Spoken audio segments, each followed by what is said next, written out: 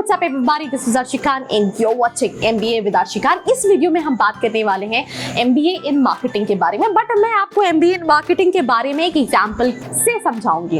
कभी सोचा है टाटा नैनो सबसे अफोर्डेबल कार होने के बाद भी क्यों सक्सेसफुल नहीं हो पाई? इतने कम प्राइस में मिलने वाली टाटा नैनो की इतनी खराब मार्केटिंग, क्या रीजन है, क्या वजह है इसके पीछे? तो चलो सबसे पहले वो जानते हैं। हमारे देश में कम प्राइस का मतलब होता है लो क्वालिटी, और इस कथा पे नैनो खरी उतरी। मार्केटर्स ने प्राइस तो लो कर दी बट उसकी मार्केटिंग नहीं सही से कर पाए, और इसी वजह से सबसे अफोर्डेबल कार होने के बाद भी वो सक्सेसफुल नहीं हो पाई।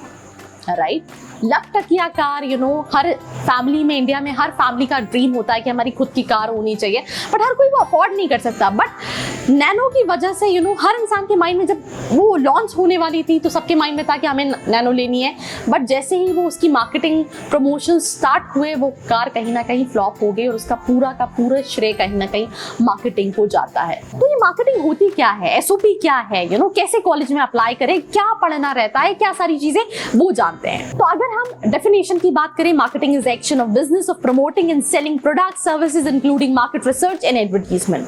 सबसे पहले यहाँ मैं आपको एक शुद्ध देसी भाषा में समझाऊं, इसमें आप अपने कंपनी के प्रोडक्ट्स की करंट ब्रांडिंग को मेक श्योर करते हो वो सही से है, अपने कस्टमर्स की मेक श्योर करते हो कि वो सेटिस्फाइड है। अगर आपकी कंपनी ने कोई नया प्रोडक्ट लॉन्च किया है, उसका प्रमोशन, उसकी ब्रांडिंग को मेक श्योर करते हो। आपकी कंपनी के प्रॉफिट और शेयर्स में ग्रोथ हो रही है या नहीं, ये आप मॉनिटर करते हो। तो एक तरह से एक मार्केटिंग के अंदर एक प्रोडक्ट को ब्रांड करना, प्रमोट करना, सेल करना एंड मार्केटाइज करना, ये कहीं ना कहीं आपको मार्केटिंग के अंदर पढ़ाया जाता है। कौन एलिजिबल है? स्टूडेंट्स जिनका ग्रेजुएशन कंप्लीट हो गया है, मिनिमम 50% चाहिए।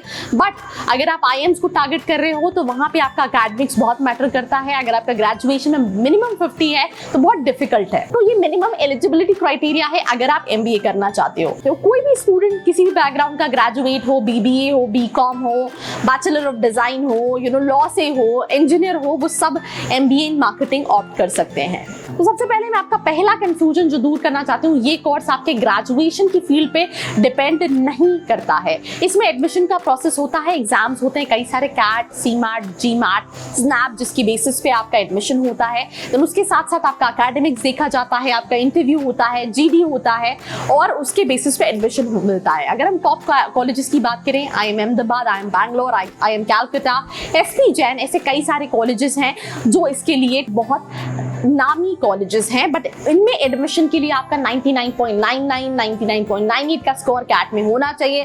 पर सिर्फ इतना ही काफी नहीं है, वो आपका 10-12 देखेंगे, ग्रेजुएशन देखेंगे, उनका अगर वैट का प्रोसेस है या जीडी का प्रोसेस है, वहां पे आपको एनालाइज करेंगे, देन पर्सनल इंटरव्यू होगा और उसी बेसिस पे आपको एडमिशन मिलता है। इसमें आप कई सारी चीजों के बारे में पढ़ते हैं, market research, competitor analysis, consumer behaviour, consumer analysis, business and ethics, product management, brand management, digital marketing, e commerce, advertising, इन सभी के बारे में मैं आपको ऑलरेडी कॉलेजेस बता चुकी हूँ। बट इसके अलावा भी कई सारे कॉलेजेस हैं, जैसे कि SP जैन हो गया, या फिर हम IMT गाजियाबाद की बात करें, या जेवियर्स की बात करें, या फिर हम बात करें SIBM बैंगलोर की। तो ऐसे कई सारे कॉलेजेस हैं जो मार्केटिंग के लिए टॉप मोस्ट कॉलेजेस में आते हैं।